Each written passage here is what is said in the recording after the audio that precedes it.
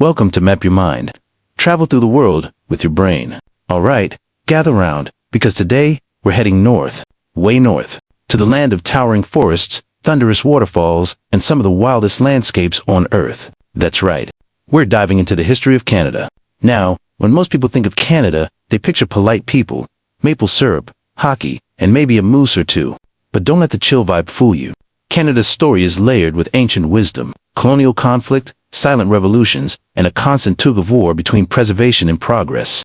Before the borders, land of many nations, long before there were provinces or prime ministers, this vast land was already home to vibrant indigenous nations. We're talking about thousands of years of sophisticated societies, like the Inuit of the Arctic, the Haida of the Pacific Northwest, the Cree of the Plains, and the Micmac of the Atlantic coast.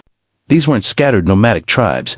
They were nations with trade routes stretching for miles, deep-rooted spiritual traditions, complex governance, and rich oral histories. The land wasn't discovered. It was already known, loved, and lived in. Their relationship with nature wasn't about conquering. It was about harmony. Every river, mountain, and creature had meaning, a spirit, a story. Enter the explorers, clash of worlds. Then came the sails on the horizon. First, the Norse around 1,000 years ago, then much later the French and British. In the 16th and 17th centuries, explorers like Jacques Cartier and Samuel de Champlain showed up with dreams of furs and fortunes. The fur trade exploded into a full-blown economic powerhouse. Indigenous trappers and European traders formed alliances, exchanged goods, and sometimes clashed hard. The Hudson's Bay Company became one of the oldest corporations in the world. Trading posts popped up across the wilderness like frontier startup hubs. But don't romanticize it too much. These were also times of disease, exploitation, and encroachment. European settlers brought more than just muskets and metal. They brought smallpox and systems that would gradually try to erase indigenous cultures. A quiet revolution. Building a nation without a war. Unlike some other countries, Canada didn't explode into nationhood with fire and revolution. It negotiated its way there. Confederation in 1867 brought together Ontario, Quebec, New Brunswick, and Nova Scotia into one dominion under the British Crown.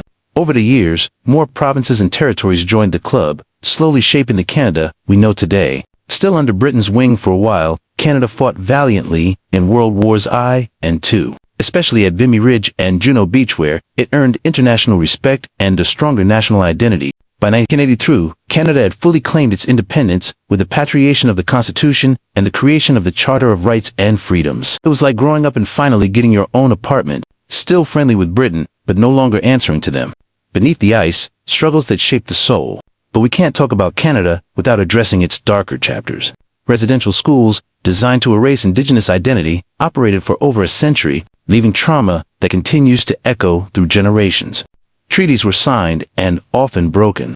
Land was taken. Lives were uprooted. Only recently has the country begun the long, painful journey of truth and reconciliation. And while there's still a long way to go, Indigenous voices, languages, and cultures are rising again, louder and stronger than ever. Multicultural mosaic, reinventing identity. Today, Canada is a cultural mosaic built by waves of immigrants from all over the globe. From the Punjabi truck driver in British Columbia to the Lebanese restaurant owner in Montreal, from Haitian artists in Toronto to Filipino nurses in Winnipeg, it's a living tapestry of stories. Unlike the melting pot model, Canada celebrates difference. It's not about blending in, it's about standing out, side by side. That's one of the country's superpowers. It's also known for peacekeeping, environmental activism, and a deep love for nature. With national parks bigger than some countries, and northern lights that dance above silent snowfields, Canada's wilderness still shapes its soul. Fun fact, Canada has the longest coastline in the world, stretching over 202,000 kilometers. That's like wrapping around the Earth 5 times. So, yeah, you could say Canadians know a thing or two about water, so the next time you think of Canada, don't stop at the stereotypes. Think of ancient nations, icy frontiers, cultural rebirths, and a quiet kind of strength that doesn't need to shout to be heard. Canada isn't loud, but it's deep, and its story. Just getting started? Stick around, there's so much more to explore on Map Your Mind. Where to next?